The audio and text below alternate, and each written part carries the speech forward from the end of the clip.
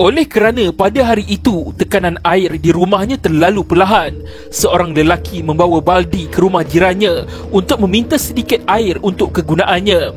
Ketika dia menunggu baldinya penuh diisi air, lelaki ini terlihat album gambar yang ada di ruang tamu rumah jirannya itu dan mula membeleknya. Tiba-tiba, satu hayunan pisau telah dilepaskan oleh tuan rumah tersebut. Apa yang terjadi sebenarnya? Lelaki tersebut disyaki cuba mencuri sesuatu di dalam rumah jirannya itu. Ketika tuan rumah turun dari tangga tingkat atas rumahnya, tuan rumah menjerit ke arah lelaki tersebut. Untuk makluman, tuan rumah merupakan seorang wanita. Tuan rumah kemudian mengarahkan lelaki itu keluar dari rumahnya. Lelaki itu bertindak menenangkan tuan rumah dan mengatakan dia tidak mencuri apa-apa barang pun di rumah tersebut. Lelaki itu memujuk tuan rumah dan mendakwa yang tuan rumah mungkin salah faham. Namun, tuan rumah berasa geram dengan pengakuan tidak bersalah jirannya itu. Tiba-tiba satu hayunan pisau telah dilepaskan oleh tuan rumah kepada lelaki berkenaan.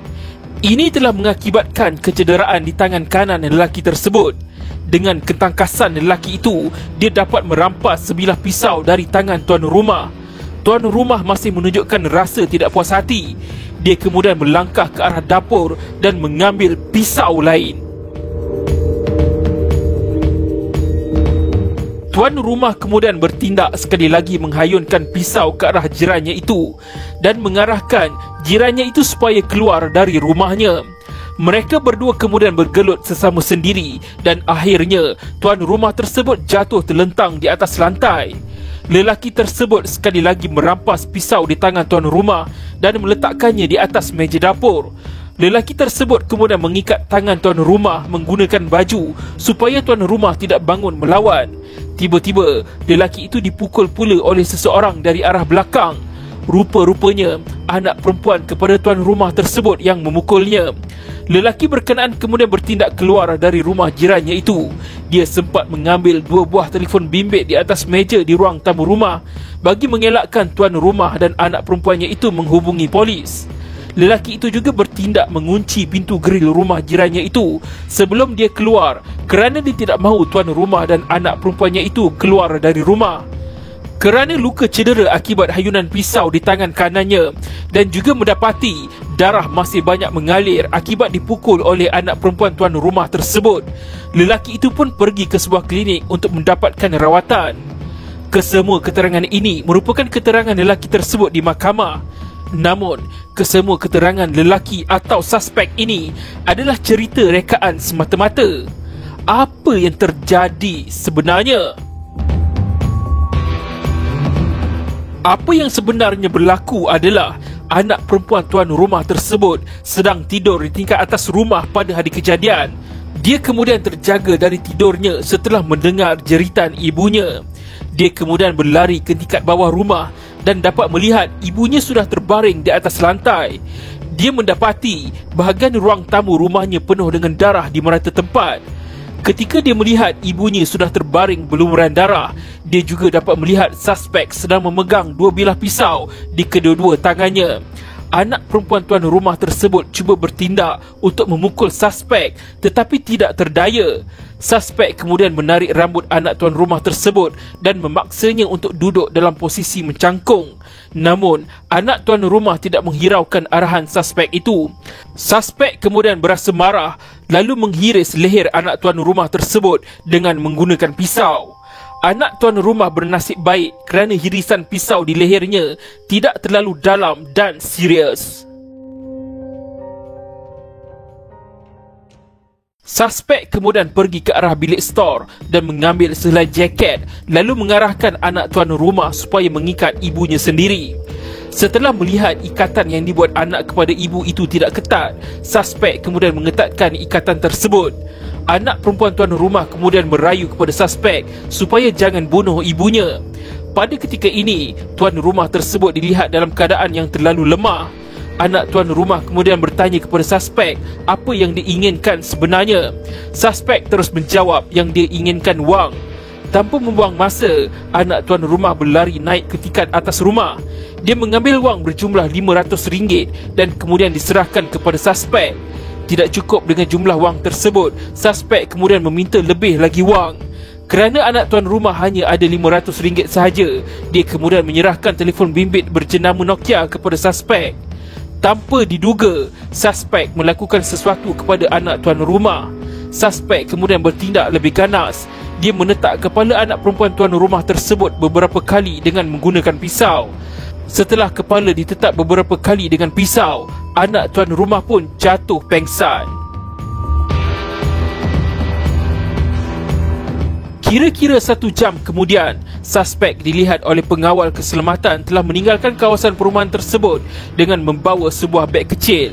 Suspek dikatakan mahu berjumpa dengan isterinya yang pada ketika itu mahu melahirkan anak. Tidak lama kemudian, adik ipar kepada tuan rumah datang ke rumah mangsa. Dia memanggil orang di dalam rumah tersebut tetapi tiada respon. Dia kemudian menghubungi abangnya, iaitu suami kepada tuan rumah, dan mengatakan tiada sesiapa yang membuka pintu rumah. Oleh kerana itu, suami mangsa pun pulang ke rumah. Setelah suami mangsa membuka pintu grill rumah, dia mendapati banyak darah di ruang tamu rumahnya. Dia juga mendapati kerusi yang terdapat di ruang tamu rumah dalam keadaan tunggang terbalik. Dia kemudian melangkah ke arah dapur dan alangkah terkejutnya apabila dia mendapati isterinya dalam keadaan terbaring berlumuran darah di atas lantai. Dengan perasaan sedih dan sayu, dia cuba menggerakkan isterinya dengan menolak bahu isterinya, namun tiada tindak balas. Suami mangsa kemudian berlari naik ke tingkat atas rumah menuju ke bilik anak perempuannya. Bayangkan, seorang lelaki yang tadi baru saja melihat isterinya berlumuran darah di atas lantai, kini dia melihat pula anak perempuannya terbaring di atas katil dengan berselimutkan darah. Dia juga mendapati kedua-dua tangan dan kaki anak perempuannya itu diikat dengan tali kasut. Pada ketika ini, anak perempuannya itu dalam keadaan tidak sedarkan diri. Polis kemudian dihubungi dan kedua-dua mangsa, iaitu si ibu dan si anak, dibawa ke hospital. Untuk makluman, si ibu telah meninggal dunia, manakala si anak pula dapat diselamatkan dan masih hidup. Pakar patologi forensik mengatakan mangsa mati akibat tikaman dan tetakan berganda.